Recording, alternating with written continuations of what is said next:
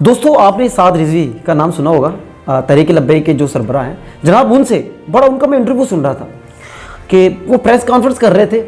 और वहाँ जो बहुत से सहाफ़ी थे वो उन्होंने सवाल पूछा कि साद साहब कि आप हमें ये बताएं कि खान साहब जो है, अब खान साहब जो हैं कि उनकी एक बेटी है सीता वाइट वाला, जो एक टेरन वाइट सीता वाइट वाला जो केस है, कहते उनकी बेटी है, अब उसके बारे में क्या कहते हैं कि क्या इंसान ये किस किस्म का है, मतलब वो कह रहे थे कि जानी शख्स है, आप इसके बारे में क्या अपनी राय देते हैं। तो साद रिजवी ने क्या यार ये क्या सवाल है कि इस किस्म के मैं सवाल नहीं लेता। कहता है यार ये जो सवाल करने की ज़रूरत नहीं है, उसका पर्सनल मैटर है। देखो उसने गुनाह किया है, उसने क्या पता तौबा कर लियो, मतलब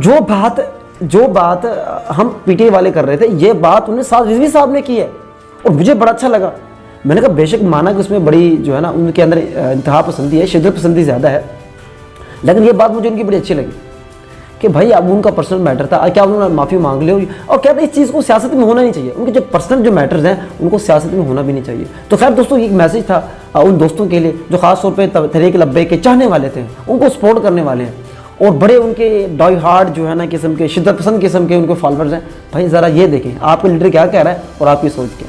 और उन्हें भी ये चाहिए कि इंसान अगर पहले बुराई करता रहा है, गुनाह करता रहा है, तो अल्लाह माफ़ करे, कोई नेक पाक तो फरिश्ता तो कोई भी नहीं होता, अल्लाह ताला जिसको चाहे जब चाहे माफ़ कर दे। तो हम सबकी ऐसी ही सोच होनी चाहिए, गलत सोच नहीं होनी चाहिए। तो ये सोच मुझे साद रिजवी साहब की पसंद आई, मुझे अच्छा लगा, सोचा इसके ऊपर छोटा सा व्लॉग बना दूँ, तो उम्मीद आपको पसंद आया होगा। तो हमारा चैनल जो नए दोस्त हैं हमारा चैनल ज़रूर सब्सक्राइब कीजिएगा। बहुत बहुत शुक्रिया, अल्लाह हाफ़िज़।